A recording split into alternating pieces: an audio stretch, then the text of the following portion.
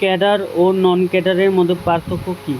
বাংলাদেশের সরকারি চাকরিতে ক্যাডার ও নন ক্যাডারের দুটি আলাদা প্রশাসনিক কাঠামো। ক্যাডার বলতে বাংলাদেশের সিভিল সার্ভিস বিসিএস এর বিভিন্ন সার্ভিস যেমন প্রশাসন, পুলিশ, পররাষ্ট্র, কর ইত্যাদি বোঝায়। আর নন ক্যাডার হলো অনন্য মন্ত্রণালয়, অধিদপ্তর, সংস্থা বা দপ্তরের নিয়মিত সরকারি পদ যা বিসিএসের কাঠামোর বাইরে।